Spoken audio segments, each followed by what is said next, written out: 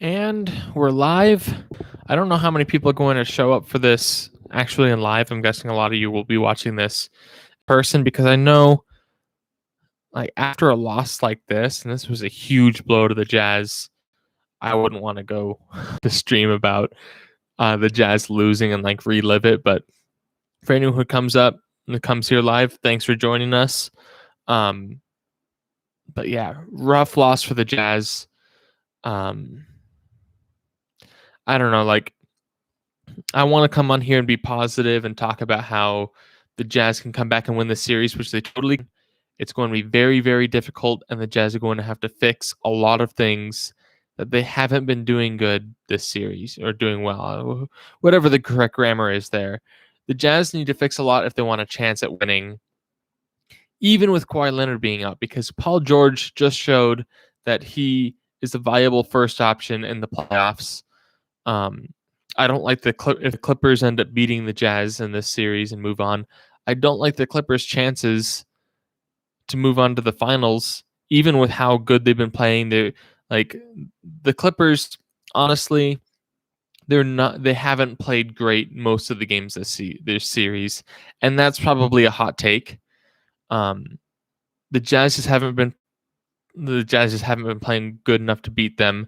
And what the Clippers do bring is they bring energy every single play, and they are aggressive on defense. Even if they're not the greatest defensive team, they have the energy and they have the aggression, which is what's winning them these games.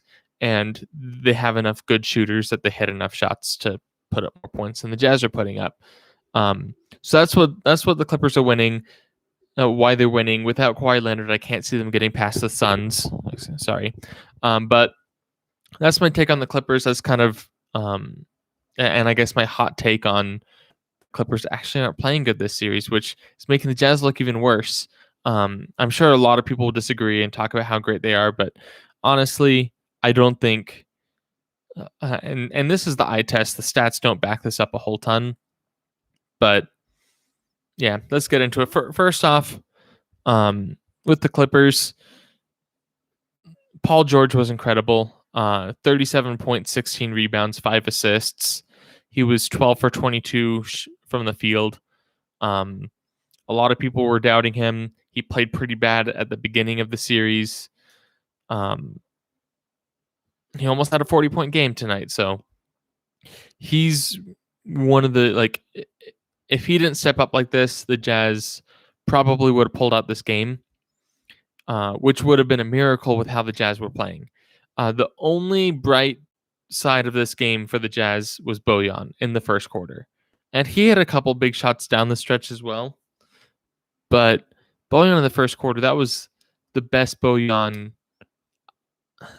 maybe the best Bojan we've seen since he joined the Jazz. I know he's had some big highlights, but if he could have kept that kind of shooting going that he had going in the first quarter, the Jazz would have been awesome. But and just a forewarning, like this may come off as doom and gloom for all of you listening. I don't want to be super negative. Like I said, I still think the Jazz have a shot at winning. It's just going to be tough. I still think the Jazz are a better team, which may be a hot take right there. I just don't think they've been playing like a better team these past 3 games.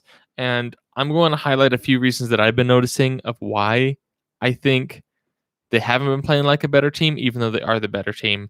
And the good news, at least there's like a positive side to this, that a lot of the things that I'm noticing that the Jazz need to fix aren't fundamental problems. They're not things that will take weeks of practice to really iron into the team.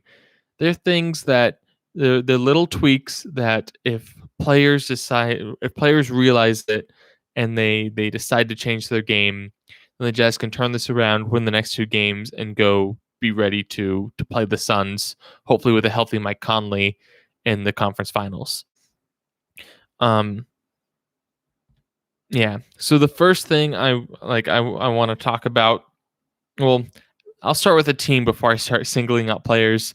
And I know I feel bad singling out some of these players because And I feel like I'm going to say a lot of negative stuff about Donovan Mitchell, even though he's the best player on the team. He played like the best player on the team this entire playoffs. He is incredible, um, and he understands basketball much better than I do. So um, I guess take my opinion with a grain of salt in that sense. I don't want to be the guy bagging on Donovan Mitchell because I think he's a franchise player, and I think if he's not now, I think he will in the next 2 seasons become the kind of player who will be the best player on a championship team. So that's uh, Donovan Mitchell is one of my favorite players. I think he's one of the best players in the league. Um, I'll preface that before talking about everything that I think he's been doing wrong lately. Um, yeah, but to start off with the team, they get too nervous in big moments. When it's those pivotal times of which team is going to gain the momentum, there's only really like two players. When Conley's healthy, I'd say three players, but right now there's only two players on the active roster who are comfortable taking those big shots that matter with momentum. And the downside is these two players are very streaky shooters, and Donovan Mitchell and Jordan Clarkson. I noticed several times this game where, like Royce O'Neal, Bojan not so much. He was a quick trigger this game. He did pass up a couple. Joe Ingles was kind of like this, but like there's one time specifically where Jordan Clarkson, he had a wide open three. He sat there for a good second and a half, wide open. No one even came to contest him. And he passed to a contested Donovan Mitchell late in the shot clock and forced Donovan Mitchell to take an awful 3-point shot at the end of the shot clock. And the sad thing is, if Royce took that shot, he would have missed it because he wasn't confident. And that's what I'm seeing from some of the players. They feel the weight of those moments and they let it get to them. The Jazz, when they're playing like they did in the first quarter on offense, at least their defense was a little like there's a lot to dig into there on the defense in the first quarter, but the Jazz players need to not let they're playing like they're not a veteran team, which and I guess a lot of people argue that they aren't because they haven't been to a conference finals, but they've had lots of playoff games. They've kept the core together pretty similar. And so these players have been in the playoffs. They know what the pressure's like. They need to stop caving under the pressure. And if Royce O'Neal could figure that out, that would be a huge bonus for the Jazz, and that would upgrade the tier of Royce O'Neal of how people view him around the NBA. Because around the NBA, I don't like 2K ratings because they're not really an accurate description of how players actually play, but a lot of NBA fans kind of view NBA players in 2K ratings, and everyone views Royce O'Neal as a 73 overall, when in reality the impact that he has is a lot better than what you would consider normal 73 overall in 2K. But if he can, it's a very intangible thing, but if he can like not let the pressure get to him as much, that would be huge, and it would be huge for this Jazz team. The before I hop into the Donovan Mitchell and the things that I think would be a huge difference for him, I want to talk about Jordan Clarkson. Jordan Clarkson hit some big shots tonight. Those were awesome. Overall, though, I think Jordan Clarkson, how he plays on offense, at least in this game, because I love how he plays. He's aggressive enough, and most players on the Jazz aren't aggressive enough. I think the Jazz need to be more aggressive. They're too comfortable standing on the 3-point line, waiting for an open shot, and then if they're not comfortable shooting the open shot, they pass it again.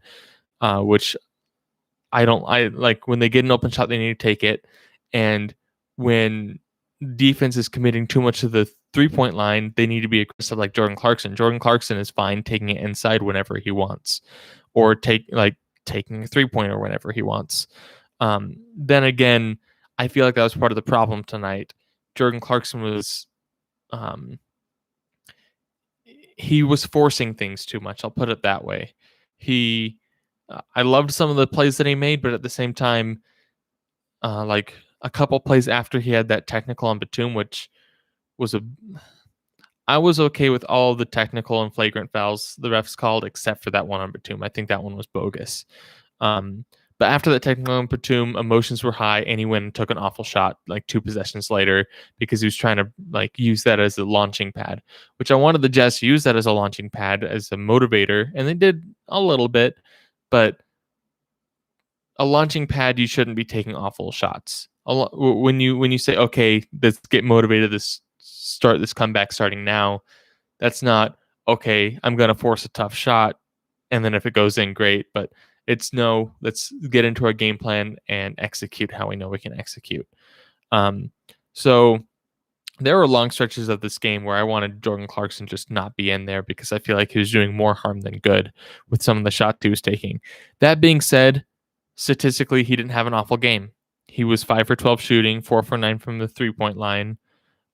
He contributed to our free throw problem. He only made 1 of 2, but and so he fixed it. It wasn't a major issue, but there were stretches where I wasn't comfortable having him in the game.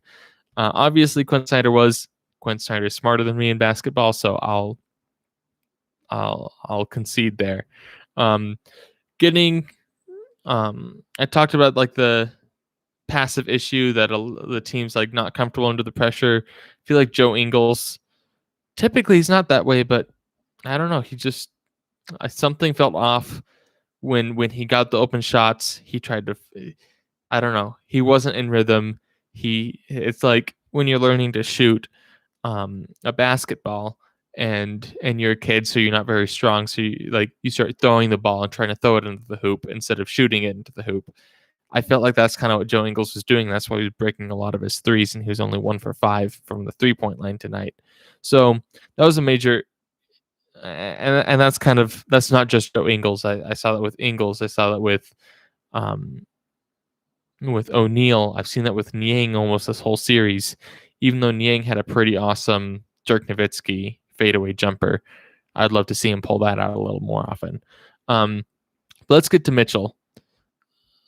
I understand Mitchell is a little bit hurt right now. He's not as explosive as he normally is, and the Clippers are doing an excellent job at putting pressure on Mitchell, and just making it tough on him. I understand that his job isn't easy, but Mitchell, you could tell like he had a slow start. We all know that, and you could tell that was bugging him, and he was trying to force his way into the game, force his impact. And what I've noticed, like a couple years ago, when Donovan Mitchell wasn't playing great, and he was trying to kind of get going and get his rhythm going, he would drive every single play, and him doing that makes the rest of the offense work better. It makes Gobert more involved in the offense because he's now a lob threat. He can get the offensive rebounds. It sucks the defense into the middle, so there's more 3-point shooters open on the perimeter.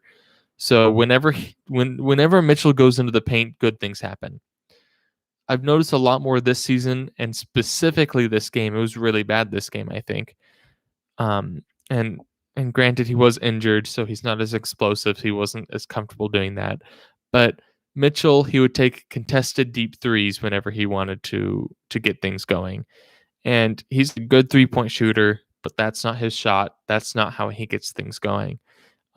If he were to go into the paint more, and for stretches, he started doing that. He started driving a little more, and that's when the Jazz started coming back. And then he started trying to take crazy threes. So Donovan Mitchell, if I honestly, if he changed one thing and he only took the open threes that were just kind of given to him and were there, and every other time he either tried to work the ball around or drive inside, I think the Jazz would have won. Even with all the other flaws that we saw the Jazz have, I think that was the big difference maker. That if and because Donovan Mitchell, he's such an impactful player that him making that small of a change of taking less threes and going inside more is big enough to change the whole offense and the whole energy on the floor. And I know I'm ranting. I'm kind of being like negative. these are just problems that I'm seeing that I think if the Jazz don't fix, we've lost the series. And I've said this a couple times, so I'm sure there's new people on here. So um, I still think the Jazz have a shot at winning the series, and I think they can fix these things. These are just things that I've noticed, and if they continue, the Clippers are going to have a really, really, really bad game in order for the Jazz to win.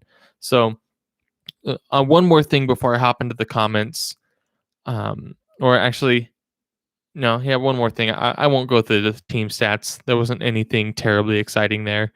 Um, one other thing, and I don't know whether this is a defense issue or a energy issue, but the Jazz let a lot of wide open threes go in tonight.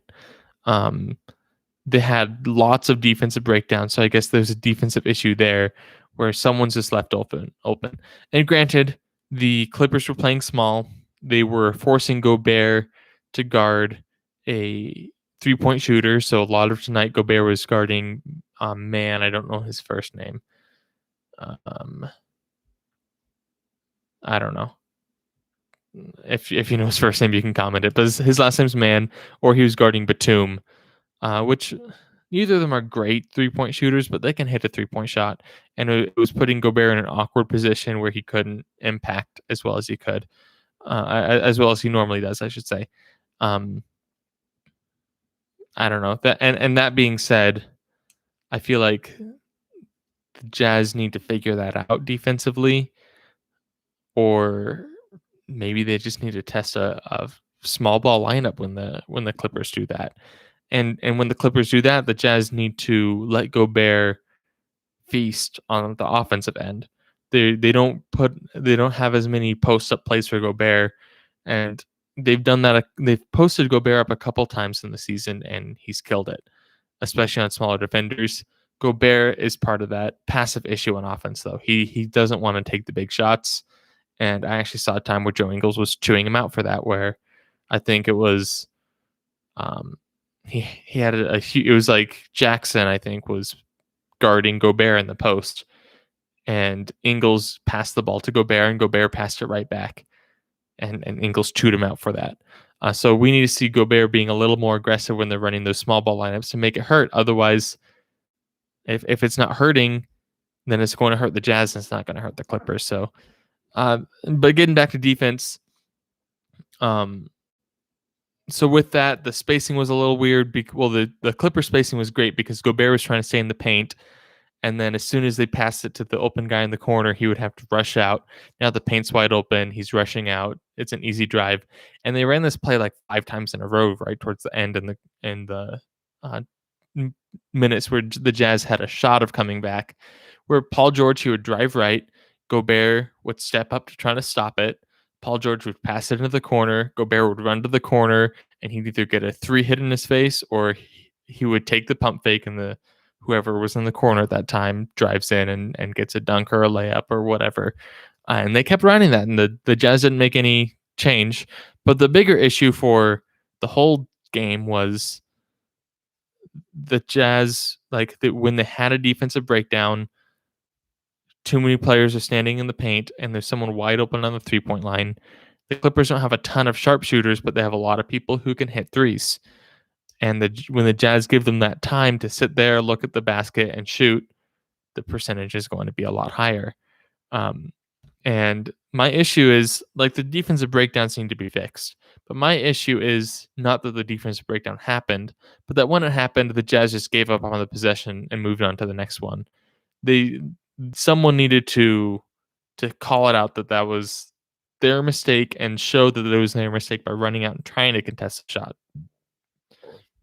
Excuse me. With that, I don't think the Clippers have enough sharpshooters that there's enough decent shooters that a shot contest like that could alter shots for some of these guys or force them not to shoot, and then the Jazz get a second chance to try to force them into a bad shot or a shot clock or a turnover or whatever. But because they were leaving so many just wide open threes with time, the Clippers shot 40% from the field. So those were things that I was very frustrated with watching this game. I know this is very and I've said this a couple times. I'm not trying to be negative. I'm trying to point out that I do think the Jazz are the better team. They're just like just something about it. They're too caught in their system to break out of it and actually change their system to beat the Clippers. Because the Clippers have found a way to disrupt the Jazz system enough to win games. And the Jazz are hitting threes enough all game long for the system to work. And so the Jazz need to try something new and kind of break out of that. They need to keep shooting threes but move away from them a little bit more, because I think it's the paint play that gets the threes open. It's like in football when you run to open up the pass. That's what it is for the Jazz. When Donovan Mitchell goes down low and they feed the ball to Gobert in the post, that's what opens up the 3-point shots. And they're not doing that enough, so the Clippers are able to stay out on the perimeter, stay really tight on defense. I don't know. I feel like I kind of covered my points. I don't want to dig deep into this. I've been monologuing for 20 minutes, and I try to keep the intro kind of short so I can hop into the chat. So sorry for my monologue. Let me know if you like what your thoughts are on the game. If you think my concerns with the offense and defense are valid, or if you think I'm just um, if that's just I don't know. Let me know. Let me know your thoughts. But with that, I'll hop into the chat. Um, and we got our positive to counteract my kind of gloom analysis, because I didn't really bring up many positives for the Jazz in that. But we got Jazz going all the way. No worries, we got this. And Jordan Clarkson is fire. I still think it's possible. I'm not saying it's not. If the Jazz play like this, it's not like next game, or if they can force a game 7 playing like this and they play like that in game 7, it's not going to happen. The Jazz aren't winning 2 games in a row playing like they did tonight. So those things I think will need to be fixed.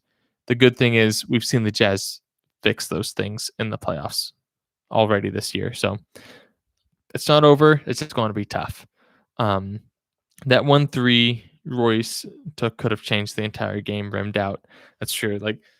And I'm happy he took that one. That was a confident 3. That looked different than what he was when he was passing up open threes earlier in the game. I think it was a good shot. That's just how it goes. And the Jazz, they had some bad luck because they had some open threes in the second half that players did take confidently, and they just rimmed out like that. I can think of 2, maybe 3 like that. So that could have been a huge difference maker. We lost by 8. There's a 6 to 9 point swing right there. Carter says, sounds like Kawhi will be out the rest of the series. That only helps if we get Conley back for game 6 and 7. And he also says Mitchell wasn't on his game, trying to facilitate more than shoot. Hence, we need Conley or the season is over. Yeah, I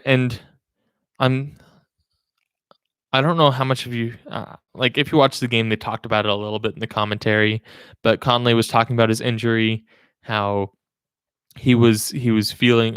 I think he said he was like feeling ready for game 3, but then he had like a flare up, or like he re-injured it, or I think he said it was like a slightly different spot that started bugging him again, and so now he's trying to be really careful. He's like trying to find that balance between staying in shape, getting his shots in, and just resting to let him heal so he can be ready for the game.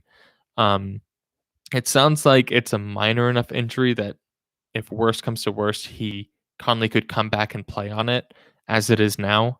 Obviously, that's not ideal, and it's obviously a big enough issue that the Jazz decided not to play him, even though this was a huge game. I don't know. I'm really curious to see how the Jazz decide to play this, because next game, if the Jazz lose this, and I don't think this will be happening. I don't think this will happen because I think Conley will come back, but that this could be Conley's last chance to play as a member of the Jazz. So I think, I don't know. I think as a toss up, I think there's a good chance that Conley will come and play for game 6. And Conley has said that when he returns, he won't be 100% healthy. So I don't know how this, and I don't know. He doesn't really have an exact timetable. He does expect to come back for the series, though. So we'll see how that goes. I hope Conley comes back, and I hope he can make a huge difference because that could be huge having a fully healthy Jazz team, especially as this Clippers team is a little bit beat up without Kawhi um, for the rest of the series. And we don't know how long Kawhi is going to be out. So even if the Jazz do end up letting this series slip and lose and the Clippers move on, that's what I'm saying. I don't think the Clippers have a great chance against the Suns, especially with Kawhi out. Brax12 says, so many times Paul George would drive and someone would be wide open in the left 3-point corner. No adjustments to stop it whatsoever. I know, like, I'll watch it because they ran that play like 5 or 6 times in a row. Like, not even trying to hide it, not even trying to flip where it was on the court. It was the same exact thing. Um, and I don't know, like, I don't know what they wanted. Like, that was a tough situation because the Clippers' small ball lineup was really breaking the Jazz defense because Rudy is so much in the paint and he was forced to guard a 3-point shooter. That being said, there had to be something. I would have been fine with Man just shooting corner threes. And if he beats us that way, great. But I don't think he would have beat us that way. So even if that was the adjustment, just don't tell Gobert to run out there and guard him on the perimeter, that would have been great. I think that would have been better than what we had. I don't know whether the solution would have been double teaming Paul George so he couldn't drive right. So bring like the center man who'd be guarding Beverly, whoever is in at point guard at that point. So like the center guard in the middle of the court, bring him over. That way there's not a wide open guy in the right corner. Paul George trying to drive right, he'll swing it, and then there can be help from the other side to come and adjust. And as long as they hustled it, that could have worked. And I realize this is the playoffs, and the Jazz haven't done a ton of experimentation with smaller lineups, but I know how huge of an impact Gobert can make. But in that case, if you're not trying to get Gobert post ups on offense, I would have liked to see a small ball lineup from the Jazz. I think we have the personnel to make it work. So, but I don't think that's going to happen realistically. I'd like to see it. I don't think it will happen though. So, that was frustrating seeing it happen so many times, and that's an adjustment that, like, there were enough timeouts in between those plays as well that the coaches could have drawn up an adjustment or coached an adjustment. That happened so many times that they could have yelled something from the sideline while they were back on offense. It happened so many times that the players should have at least figured out something and tested something because it was working every time. So if you test something, what's going to happen? They're going to score because the test didn't work, and they were going to score anyway, running the same defensive strategy against that. So I don't know. I agree with you, Brax. Like, they needed to do something. It was frustrating to watch. Good news is now they have all that tape of that play, so I'm sure they'll figure something else out between now and Game 6, and they'll draw something out so that it won't work in Game 6, hopefully. If they don't adjust to that, then maybe the Clippers will just run that all game in Game 6. Yeah. But on the bright side, and I hate this being the bright side, on the bright side, I do think the Jazz are still the better team. I think the Jazz, with a few adjustments, could have easily won this game. They just didn't make the adjustments, which is frustrating. And we're not going to see Kawhi next game. And I hate the bright side being their best players injured, because an injury is something you never want to celebrate. It's just, this is a high pressure situation, and it makes Jazz fans have a slightly higher chance of seeing their team win. Which, like, it's one of those things where I'd rather see the Jazz win with Kawhi in, but if it gives us a better chance and it was going to happen anyway, I won't, like, I'll live with it. I'll be fine with that. So I think I think we have a chance to pull us off. It's just going to be tough, and the Jazz are going to have to bring their A game, and we're going to need to see a lot less stupid threes from Donovan Mitchell. Take the ones that the defense gives you. Don't force anything is my message for Mitchell from the 3-point line. Because even though he was like hurting tonight, him going into the paint was huge whenever he did tonight. I think he's so effective down there that um, that's what he should really shoot for, unless the defense is giving him threes. Then, if the defense is giving him threes, take threes all night long. Brax12 says, yeah, I agree that Gobert shouldn't run out every time to contest. That's why he ended up getting dunked on by man. And as much as I hated that dunk was so frustrating. That was a pretty sick dunk if you look at it objectively. So it was just frustrating. Like, I don't know. The Clippers, they've done something that I've not seen happen very many times, and they figured out how to make Gobert a defensive liability. They just like for towards the end, they made the defensive player of the year a defensive liability for the Jazz, which is incredible, and that shouldn't happen. But it did. So that's my main concern. Um, I think there's a lot riding on the line for the Jazz. I think if Quinn Snyder doesn't pull this out and make some big changes, people are going to start labeling him as a not very good coach as far as X's and O's goes and playoff adjustments, and he'll be labeled as a bad playoff coach, which is annoying because then we'll have to see the media talk about that. I don't think Quinn's job will be in jeopardy for that. I think Quinn's still one of the best coaches in the NBA. But if he's not making these adjustments, it's something he needs to figure out, or he needs to get a better assistant who can help him with that if that's just not a strong suit. So if that really is an issue, that's something they may need to figure out. I don't know obviously I don't know exactly what's going on behind the scenes there, but that's something that might come up headline wise. Also, if the Jazz lose next game, we'll have to hear because there's all this hype about how great Donovan Mitchell was. We might have to hear some Donovan Mitchell and Rudy Gobert hate about how they're good players and that this team's good in the regular season, but they're not really playoff teams. So I don't think any of that's true. I just think as fans, that's something that I really don't want to hear all summer, all off season about the Jazz that way. So, and we'll hear that probably all until next playoff if that's what happens. So I think the Jazz can pull it off. It's just going to be really tough. And that's kind of what's on the line for the fans. Brax12 says, got to give it to Lou. The small ball lineup is looking like an Achilles heel for the Jazz. I would like them to go small, and that doesn't mean playing favors. Yeah, I'd be super interested. I don't know whether playing Ilyasova just haven't had enough minutes to put him out there, but we could go super small and put Bojan out there at the 5. And then just sub in Clarkson for Gobert or Niang for Gobert to give us a little bit more size. I'd be really interested to see that happen.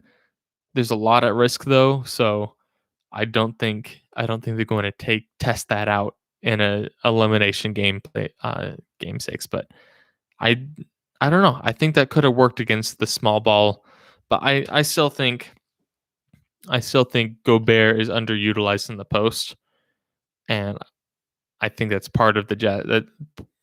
Part of the fault is the Jazz system where they're very 3-point heavy. Part of the fault is Gobert just doesn't look comfortable in the post. I think he's good. I just don't think he likes the pressure of having to be the guy who has to score. He'd rather be the guy cleaning up the boards and getting the garbage buckets down low, which he's good at.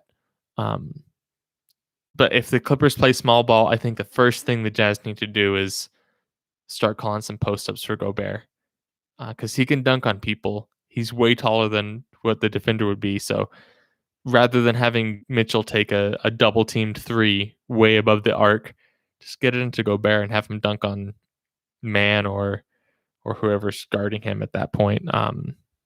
Who else would they have on him? They didn't play Zubats much tonight. Because the small ball was working. Oh, Batum. They have Batum out there a lot, which Batum is nowhere near Gobert's size.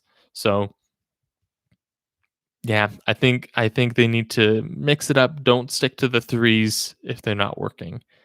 And if the Clippers bring out the small ball, the threes, like they're also really good at defending the threes with the small ball lineup because they have a bunch of perimeter defenders. So you need to either drive or just let Gobert post up. But yeah, I think we can pull it off. I'm going to be really, really nervous watching Game 6 still, even though I think we can pull it off, because we just lost the last 3 games. But a rough game. The Jazz really uh, they need to either make some big adjustments in between now and next game, or they need to learn how to make in-game adjustments a little bit better. But with that, I'll sign off for tonight. Rough loss. I'm excited to root for the Jazz though in Game 6.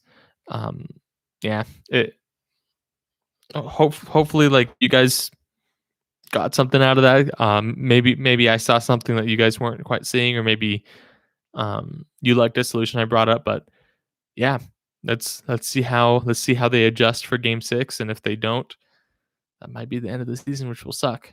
But that's what we're facing at this point. So thanks for tuning in, guys. I know it's not always fun tuning in after a tough loss, but thanks for being here for the live stream. It was a lot of fun. Thanks for everyone who commented.